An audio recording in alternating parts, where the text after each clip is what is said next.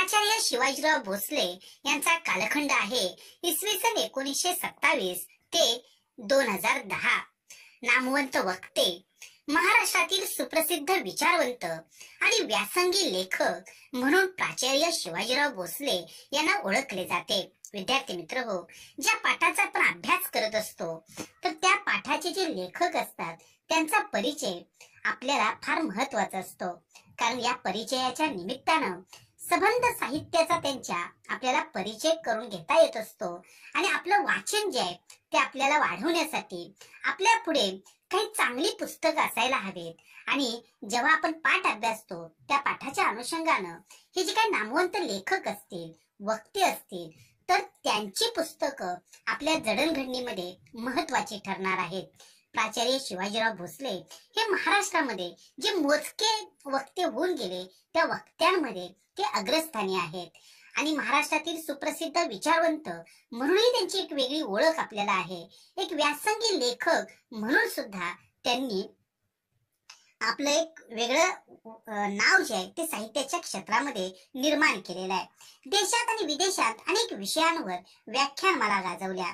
प्राचार्य शिवाजीराव भोसले यांची व्याख्यानं केवळ आपल्या महाराष्ट्रात, देशातच नव्हे तर देशाच्या बाहेर सुद्धा झालेली आहेत. आणि अशा प्रकारचे एक मोठे वक्ते म्हणून त्यांना ओळखलं जातं. पुणे येथील वसंत व्याख्यानमालेत सलग 28 वर्षे व्याख्यानं दिली. आणि पुण्याची जी वसंत व्याख्यानमाला आहे ती प्रसिद्ध व्याख्यानमाला आहे. आणि दरवर्षी इथे नामवंत वक्त्यांची भाषणे होत असतात, त्यांचे विचार संपूर्ण महाराष्ट्राला ऐकायला मिळत असतात. आणि या व्याख्यानमालेमध्ये सलग 28 वर्षे त्यांनी व्याख्यानं दिलेली आहेत. हा एक फार मोठा गौरव प्राचार्य शिवाजीराव भोसले यांचा आहे. कथा वक्तृत्वाची जागर खंड 1 व 2, जीवनवेद, दीपस्तंभ, देशोदेशींचे दार्शनिक, मुक्तिगाथा महामानवाची, यक्ष प्रश्न, हितगोष्टी इत्यादी ग्रंथ त्यांचे प्रकाशित आहेत. विद्यार्थी मित्र हो, प्राचार्य शिवाजीराव भोसले यांची जी साहित्य संपदा आहे त्याच्यामध्ये कथा वक्तृत्वाची जागर, जीवनवेद, दीपस्तंभ, देशोदेशींचे दार्शनिक, मुक्तिगाथा महामानवाची, यक्ष प्रश्न, हितगोष्टी यांसारखी अत्यंत प्रसिद्ध अशी पुस्तकं त्यांनी लिहिलेली आहेत. औरंगाबाद येथील डॉक्टर बाबासाहेब आंबेडकर मराठवाडा विद्यापीठाचे ते माजी कुलगुरू आहेत. राजर्षी शाहू महाराज पुरस्कार कोल्हापूर, श्रीमंत मालोजीराजे स्मृती पुरस्कार फलटण अशा अनेक पुरस्कारांनी त्यांना सन्मानित करण्यात आलेला आहे. आणि अशा प्राचार्य शिवाजीराव भोसले यांच्या लेखनीतून साकार झालेला वेगवशता नावाचा पाठ जो आहे तो आपल्याला इयत्ता 12वीच्या विद्यार्थ्यांना अभ्यासायला मिळणार आहे. ती एक चांगली संधी आपल्याला या निमित्तानं मिळते आहे. आता या पाठाची जी कल्पना आहे, मध्यवर्ती कल्पना, ती आपण पाहूया. आता या वैचारिक पाठात लेखकाने अतिवेगाच्या आहारी गेलेल्या माणसांच्या विकृतीवर नेमकेपणानं बोट ठेवला आहे. विद्यार्थी मित्र हो, वेगवशता नावाचा हा जो पाठ आहे, या पाठाचा जो साहित्य प्रकार आहे, वाङ्मय प्रकार जो आहे तो म्हणजे वैचारिक लेख असा आहे. आता विद्यार्थी मित्र, वेगवशता म्हणजे काय तर वेगाच्या आहारी जाणं. आता जेव्हा अतिवेगाच्या आहारी आपण जातो तेव्हा अर्थातच ती माणसातली एक विकृती तयार झालेली असते.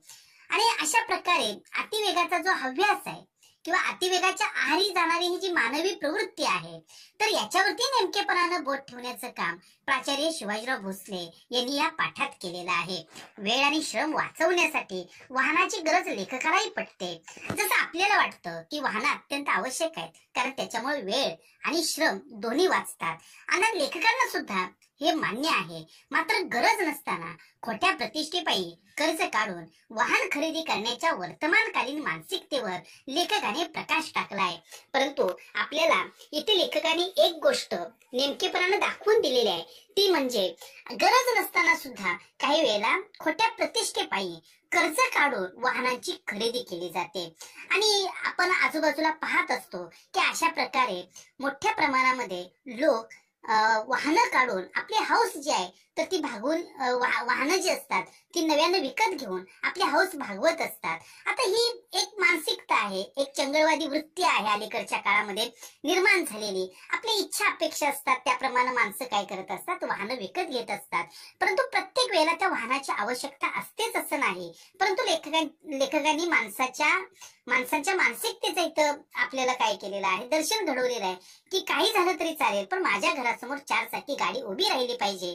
मग त्या 4 चाकी गाडीचा उपयोग मला होणार असेल किंवा नसेल याच्याही पेक्षा इतरांच्या घरी ती 4 चाकी गाडी आहे, तर माझ्याही घरापुढे ही 4 चाकी गाडी असली पाहिजे.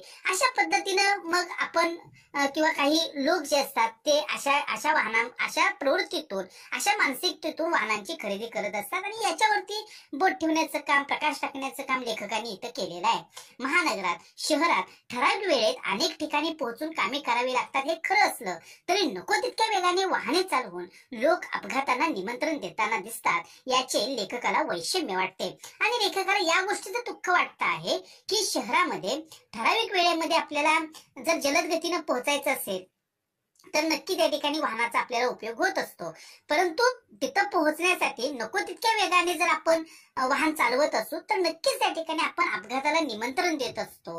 आणि असे अनेक अपघात जे असतात तर ते रस्त्यांवरती दररोज घडत असतात आणि काही लोकांना आपला जीव गमवावा लागतो, काहींना कायमचं अपंगत्व येत असतं, कुटुंबांचे आधार निघून जातात. आणि ह्या सगळ्या गोष्टींचं वैषम्य जे आहे, वाईट जे आहे, तर ते लेखकांना वाटतं आहे. वेळ वाचवण्यासाठी माणसं वाहनं वापरतात, परंतु माणसे वाचलेला वेळ पुन्हा वाहन चालवण्यात वाया घालवतात तेव्हा वाहने माणसांवर स्वार होतात, अशी मार्मिक टिप्पणी लेखक करतात. आणि लेखकांनी इथं नेमकेपणाने या गोष्टीचं वर्णन केलेलं आहे माणसाच्या स्वभावाचं, की वेळ वाचवण्यासाठी सुरुवातीला आपण वाहनं वापरायला सुरुवात केली, परंतु आता मात्र त्या ठिकाणी वाचलेला जो वेळ आहे तो पुन्हा आपण वाहन चालवण्यामध्ये वाया घालवतो. म्हणजेच इथं वाहनं माणसांवरती वर्चस्व निर्माण करतात, वाहनं माणसावरती हुकूमत गाजवतात, म्हणजेच माणसांवर स्वार होतात. अशा पद्धतीची टिप्पणी जी आहे तर ती इथं लेखकांनी केलेली आहे आणि ही बहुतांशी प्रमाणामध्ये ही खरी आहे हे आपल्या लक्षात आता येत आहे. कारण सध्याच्या परिस्थितीमध्ये आपण जर बघितलं तर मोठ्या प्रमाणामध्ये वाहनांची संख्या वाढलेली आहे, व्यक्तिगणिक वाहनं निर्माण व्हायला लागलेले आहेत